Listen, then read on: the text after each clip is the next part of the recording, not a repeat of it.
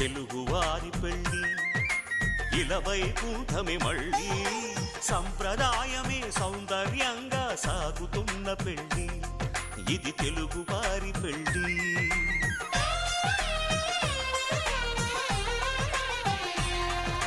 తెలుగువారి పెళ్ళి ఇలవైకుంఠమే మళ్ళీ సంప్రదాయమే సౌందర్యంగా సాగుతున్న పెళ్ళి ఇది తెలుగువారి పెళ్ళి ఒకరికి ఒకరని అనుకుంటే